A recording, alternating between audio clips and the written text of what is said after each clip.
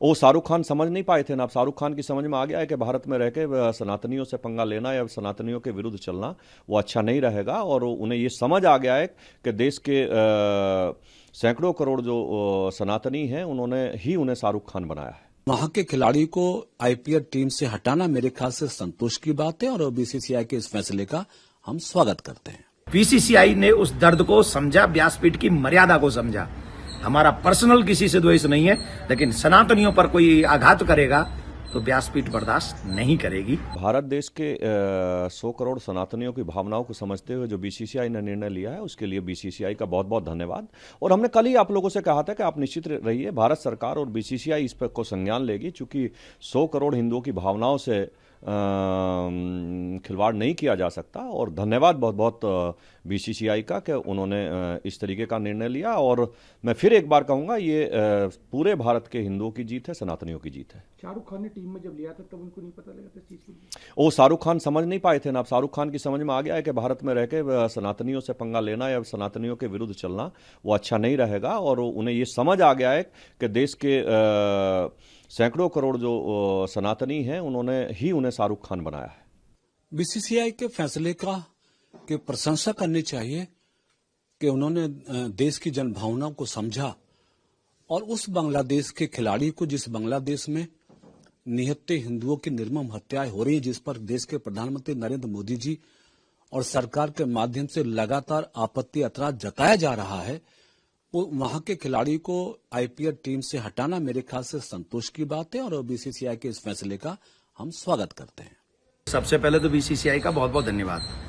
हमने जो 25-26 तारीख को एक मुहिम या कह लीजिए बयान दिया था कि किसी भी बांग्लादेशी क्रिकेटर को भारत के आईपीएल में खेलने का अवसर नहीं मिलना चाहिए, यहां से पैसा नहीं जाना चाहिए। उसके पीछे रीजन है कि बांग्लादेश में मंदिर जलाए जा रहे हैं, बांग्लादेश में हमारे बच्चे जलाए जा रहे हैं, 6-6 बरस की बच्चियों के साथ दुष्कर्म हो रहा है, और ये सब होते हुए जिस देश में हो रहा है और उस पे केकेआर और कोई भी नहीं बोल रहा है, और उसी देश का क्रिकेटर अगर यहाँ खेले, तो मैंने बीसीसीआई से उस समय कहा था, और बहुत बहुत साधुवाद कि बीसीसीआई को बहुसंख्यक हिंदुओं का दर्द दिखा और उन्होंने ये स्टेप लिया, तो इसके लिए बहुत बहुत धन्यवाद।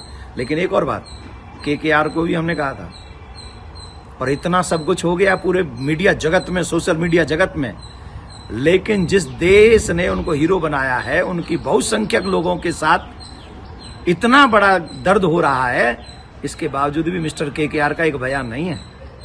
तो मिस्टर केकेआर दिखाएंगे बेटा कि कैसे सनातनी एक दूसरे के साथ खड़े होकर एक दूसरे की सहायता भी कर सकते हैं, हेल्प भी कर सकते हैं और खेल भी सकते हैं। हमें किसी की आवश्यकता नहीं है, लेकिन ये दर्द रहेगा कि मिस्टर केकेआर हम हिंदुओं के साथ नहीं। लेकिन गुरुजी, अब तक केकेआर की तरफ से ऑफिशियल स्टेटमेंट जो आना चाहिए था वो अभी तक भी आया नहीं है, क्योंकि अनाउंसमेंट बहुत पहले हो गया। होने के बावजूद भी आपने क्लियरली बोले थे कि इस चीज को हम ध्यान में रखेंगे कि केकेआर क्या डिसीजन लेगी और बीसीसीआई क्या डिसीजन लेगी। नहीं, बीसीसीआई ने तो लिया, बीसीसीआई को तो भारत के सनातनियों का दर्द दिखा, लेकिन मिस्टर केकेआर को अभी तक नहीं दिखा। और मुझे तो ऐसा लगता है कि शायद मिस्टर केकेआर को कोई फर्क भी नहीं पड़ता, कोई फर्क नहीं पड़ता इस देश में अगर हिंदू यहां मरे या कहीं भी मरे।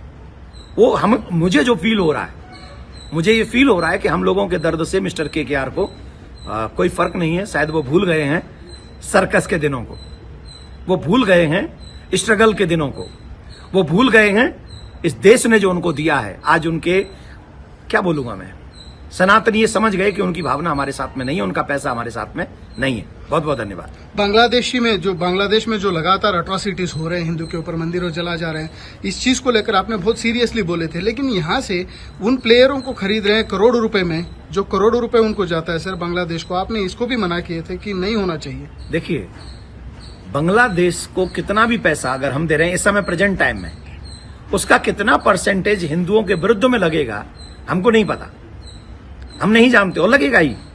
वहां जो पैसा जाएगा वो कहीं ना कहीं लगेगा, तो हमें ये बात का ध्यान रखना चाहिए। पर उन्होंने उस बात का ध्यान नहीं रखा मिस्टर केकेआर ने।